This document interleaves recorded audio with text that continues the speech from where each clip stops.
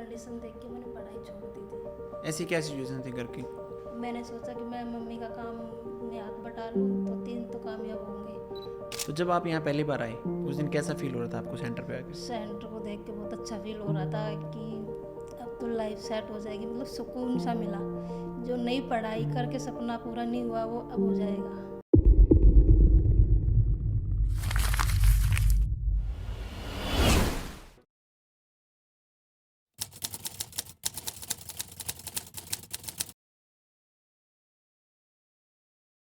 Hi, this is Ravindra Shiva's और आप देखना स्टार्ट कर चुके हैं टैलेंटेड रितु इंसान, जिसमें हम अपने स्टूडेंट्स के इंटरव्यू शूट करते हैं। उसी कड़ी में एक और इंटरव्यू शूट करेंगे अगस्त बैच की हमारी स्टूडेंट रीना का, जो कि बिलोंग करती हैं दिल्ली से। उनसे जानते हैं वो क्यों यहाँ पे आए और क्या उन्होंने यहाँ पे किया। जी दीदी बताएं, क्या मकसद था आपका यहाँ पे आने का? भैया पहला मकसद तो मेरे पापा की तरफ से था, हम्म, क्योंकि हम 4 बहन भाई हैं।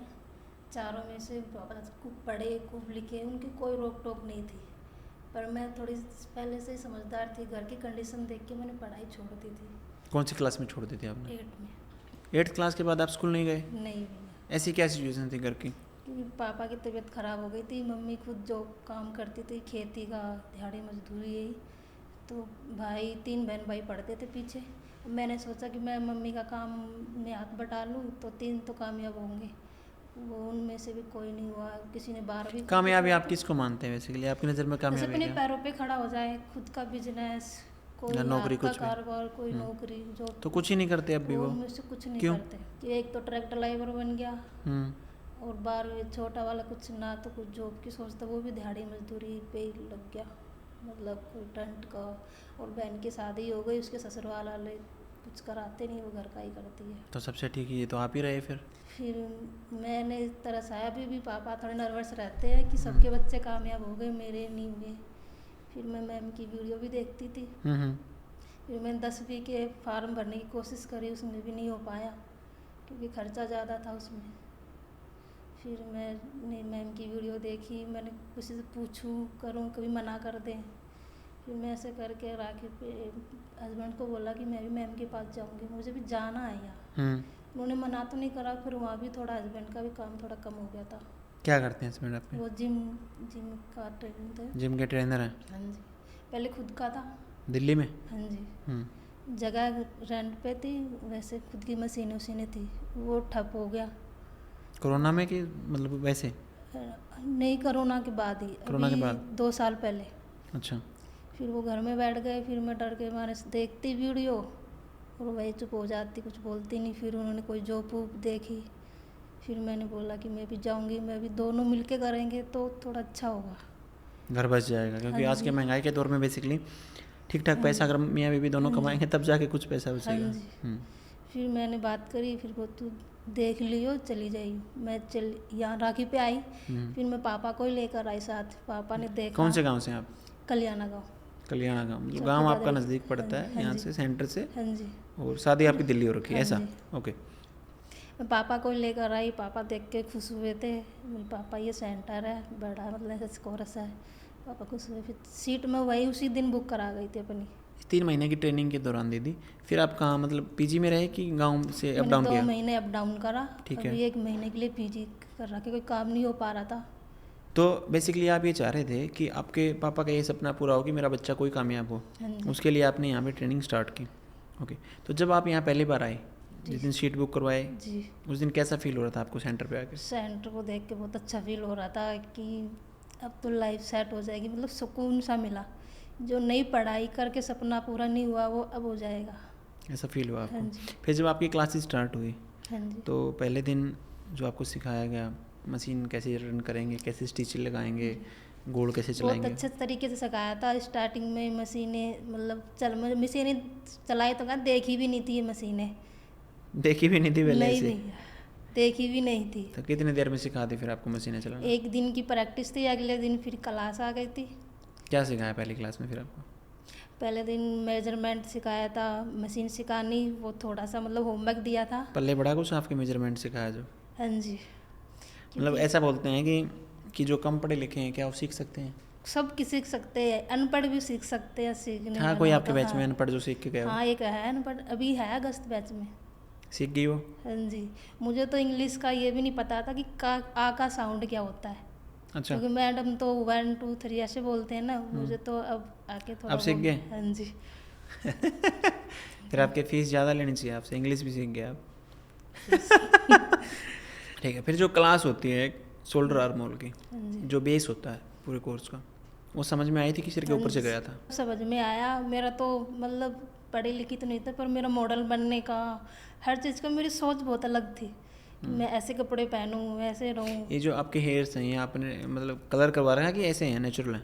नहीं, ये कलर कराया अभी, पर घर की कंडीशन देख के बस इच्छाएं थोड़ी सी दबा सारी लेती दब थी। गई हैं इच्छाएं। हाँ जी। तो अभी क्या प्लान है पर आपके? जब आपके पापा पास पैसा हो जाएगा सारी इच्छाएं खुल के बाहर आएंगी? सारी इच्छाएं भी करूंगी, मतलब घर वालों को भी सपना थोड़ा बहुत होगा वो करूंगी सपोर्ट। घर वालों को मतलब मायके वालों को? मायके वालों को भी। मेरी सास का तो क्या था कि तू क्या करेगी काम करके, मतलब आगे चल के बहुत अच्छा हो जाएगा, यही अच्छा बन जाएगा, यही अच्छा कमा लेगा। पर उन्होंने मना नहीं करा मुझे, यही कहते थे। ओके, इस 3 महीने के दौरान लगभग खर्च कितना हुआ दीदी आपका? ये फीस लगी है, और जो कि किराया है वो है, बाकी फैब्रिक फैब्रिक तो मतलब जो पास में होता है वो भी ले लेते हैं, और कुछ खरीदना भी पड़ जाता है। लगभग कितना खर्च हो गया आपका? लगभग अभी तक तो 50-60 हो गए। 50-60 के करीब। जी। ये खर्चा किसने उठाया फिर आपका? हस्बैंड ने ही उठाया खर्चा, तो वो ही मतलब कर आपकी रहे हैं। सेविंग्स थी कि ये भी बाहर से उठा के लाने पड़े? नहीं, वो खुद दे रहे हैं। सेविंग्स थी हाँ। इतनी? ओके, तो अब यहाँ से जाने के बाद क्या करेंगे आप? अभी जाने के बाद मतलब बुटीक करने की कोशिश करेंगे, कुछ तो सामान घर का करेंगे, छोटा मोटा घर में ही करेंगे। उसके बाद कुछ अच्छा करेंगे तो बाहर बुटीक करेंगे, क्योंकि मतलब पहले आप अपने घर से हाँ, काम करेंगे। हाँ। सोशल मीडिया यूज़ करते हैं आप कुछ? ये इंस्टाग्राम फेसबुक सब चलाती, पर अभी वीडियो डाली नहीं है। वीडियो नहीं डाले आपने? तो मेरा भी आपको सजेशन ये रहेगा, जैसे दिल्ली में आप काम कर रहे हो ना, घर और मार्केट ज़्यादा मायने नहीं रखेगी। मायने ये रखेगा कि आपके सोशल मीडिया पे आप उसको दिखा कैसे पा रहे हैं। अगर सपोज कीजिए एक कस्टमर देखेगा कि आप इतने अच्छे कपड़े बना पा रहे हैं, तो आपके पास वो आ जाएगा, है ना। और अगर आपने बुटीक खोल दिया, प्रॉपर पैसे लगा दिए और आपका बजट है नहीं, और उसके बाद फिर आप दिखाने में कामयाब नहीं हो पाए कि मैं क्या कर सकती हूँ, तो फिर वो घर से लगेगा खर्चा आपका। सारा खेल घूमेगा सोशल मीडिया प्रेजेंस से, ठीक है। तो घर पे रह के आप काम करें यहाँ से जाने के बाद मेरे हिसाब से, और उसके बाद फिर आप बाहर शिफ्ट कर जाएं जब आपके पास खुद का पैसा हो। अब हस्बैंड से नहीं लगवाना पैसा, अब खुद का पैसा लगाना। अभी तो भैया थोड़ा सा तो जब करूँगी मशीन उशीन नहीं, हस्बैंड वो तो शुरुआत की वो बात तो है। सपोर्ट वही कर रहे हैं फिलहाल, तो वही कर रहे हैं। वो कहते तू अपने पैरों पे खड़ी हो। नहीं देखो, मशीन तो बेसिकली वो ना हथियार है आप लोगों के लिए, वो तो चाहिएगा आपको, है ना। बिना मशीन हाथ से थोड़ी ना करेंगे आप, ठीक है। इन 3 महीनों को आप अपनी लाइफ में कैसे देखते हैं? भैया मैं तो कभी घर से बाहर नहीं गई थी, मैं दादरी मार्केट भी नहीं गई थी, बस यही घर में ही रहती थी। अब जाके मैंने अकेली को अप डाउन करा है मैंने। अच्छा। कोई डर भी नहीं लगता था। घर वाले जब ये वाला हुआ था, जब बोलते था अकेली जाती तू लेट हो गई, मेरे मन में कोई डर नहीं था। मेरी अगर मैं सही हूँ ना तो मेरे साथ कुछ गलत नहीं होता। मैं तुम खाम खा डरते हो, इतना डर क्यों करते हो, मुझे भी डरा रहे हो। पर मैं किसी की नहीं मानी, मैं अकेली जाती थी, अकेली आती थी। ओके, तो अभी जो यहाँ पे टीचिंग स्टाफ था जी बहुत अच्छा। रितु मैम के अलावा कैसी बॉन्डिंग रही आपकी उनके साथ?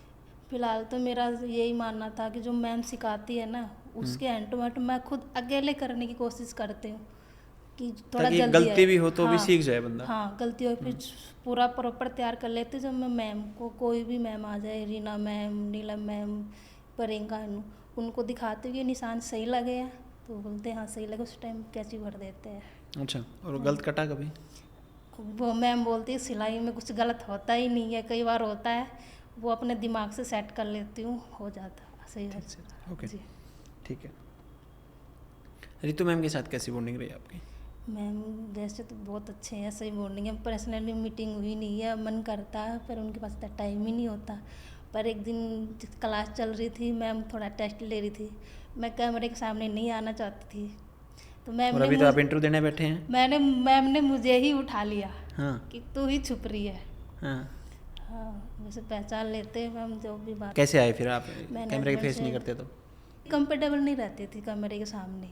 अच्छा। फिर हस्बैंड के से बात करती थी, बोले तू ये ऐसे कर रही है, दुनिया के चक्कर में तू अपना करियर ख़राब कर रही है। कि हस्बैंड ने बोला कि आजकल सोशल मीडिया पे काम चल रहा है, यही करना पड़ेगा, फिर तू ऐसे करेगी तो कैसे कर पाएगी। अच्छा, मतलब उनको इतनी समझ है हाँ। पहले से कि सोशल मीडिया पर का ही मैं ज़माना डर के, है। हाँ मैं डर के मारे नहीं, वो मुझे किसी चीज़ की रोक टोक नहीं करते थे, पर मैं अपने अंदर ही थोड़ा वो करती थी। सबसे बड़ा रोग क्या कहेंगे लोग? हाँ। लोगों से डरते हैं आप ऐसा? हाँ, और मेरी नंद भी ऐसे बोलती है, तुम बस अपनी, मेरे ससुर तो है नहीं, सास, बस इनकी इज्जत करो, इनके सामने सही रहो, बाकी जैसे घूंघट वूंघट होता है, मैं पहले बहुत करती थी, अब बोलते तू 11 नंबर गली के पार करते चाहे घूंघट हटा दिया करो। 11 नंबर गली आपकी? क्या आपकी गली है दिल्ली में? हाँ जी, दिल्ली में। जैसे मेरी सास के जान पहचान के, उनके सामने इज्जत बनाए रखो, बाकी दिल्ली में तो आपको पता ही कैसे रहते हैं। आप ऐसे यहाँ आके रहने लगे हैं कि दिल्ली में? क्या कह दिल्ली रहे हैं में तो आप? मैं साड़ी वाड़ी घूंघट रखती थी इतना, अच्छा, यहाँ आके थोड़ी पर्सनालिटी ये चेंज मतलब करी। हाँ। हवा आपको यहीं आके लगी है? हाँ, यहाँ भी फिर वहाँ थोड़ा देख के मैम जैसे सिखाती है, और भैया आप भी अच्छा ही सिखाते हो, जब क्लास लेते हो जब, ऐसे रहो, बस उस हिसाब से ही थोड़ा बहुत अपने आप को चेंज कर रहे हैं। चेंज करना ही पड़ेगा। लोगों के हिसाब से हम जीवन नहीं जी सकते, आप इस चीज़ को समझें। लोगों को आप खुश भी नहीं रख सकते, आप कुछ भी करेंगे ना वो कमियां निकाल ही देंगे, और जब तक आप खुद अपनी ज़िंदगी के मालिक खुद नहीं बढ़ोगे ना तो बहुत भारी समस्या है। बाकी मेरी कोई रोक टोक नहीं है, मैं तो अपनी समाज के डर से बस मैं खुद ही रुकी पड़ी थी। खुद ही डर रहे थे अपने मेरे आप ही? लड़का भी 8 साल का। 8 साल का बच्चा है आपका? हाँ जी। लगता नहीं। कितनी एज है आपकी? मेरी 30। सही है। क्योंकि मैं पढ़ी ही नहीं, फिर क्या करा, घर वालों ने 20 साल की उम्र में शादी हो गई थी मेरी। सही है। लड़का कौन सी क्लास में जाता है आपका? 4th क्लास में। अभी 4th क्लास में? जी। उसको कितना पढ़ाएंगे आप?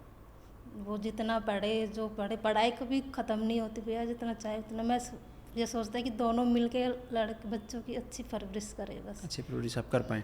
जब 1 महीना जो आप पीजी में रहे वो कैसा लगा आपको? भैया बहुत अच्छा है, मतलब गार्ड भी है साथ, जैसे खाना भी खाने जाते हैं तो साथ जाते हैं, फिर लेके आते हैं, फिर छोड़ने जाते हैं। आप भी ऐसे। रिजॉर्ट पीजी हाँ, में थे? हाँ जी, रिजॉर्ट पीजी के ऊपर तो आपके पार्क भी बहुत अच्छा बना रखा भी ना? हाँ जी, बहुत अच्छा है।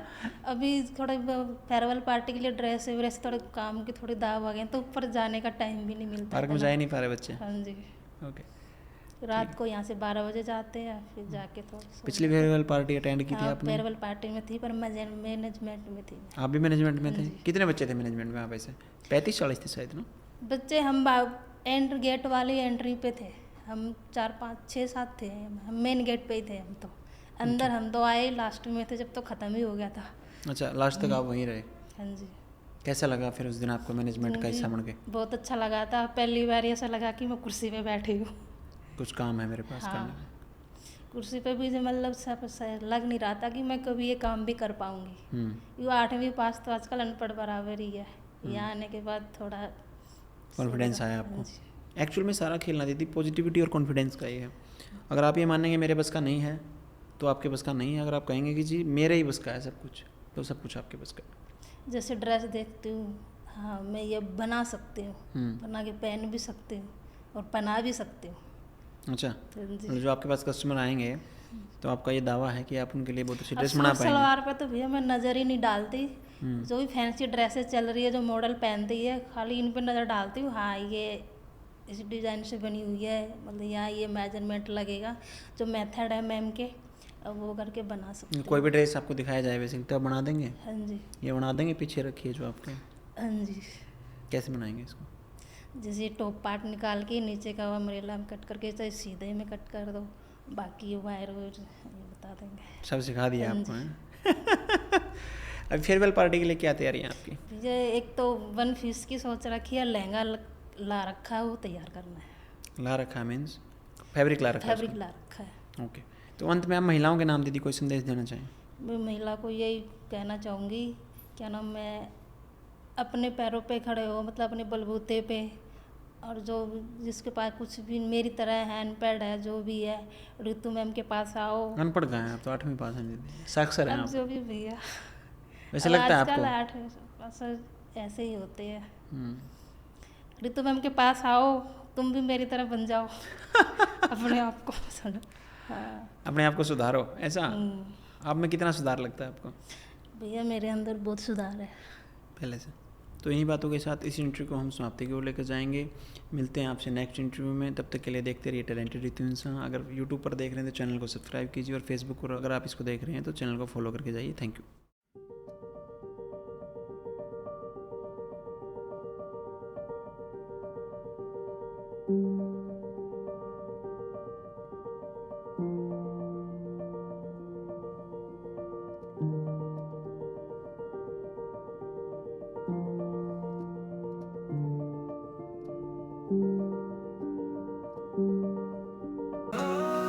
ऋतु इंसान नाम है उसका।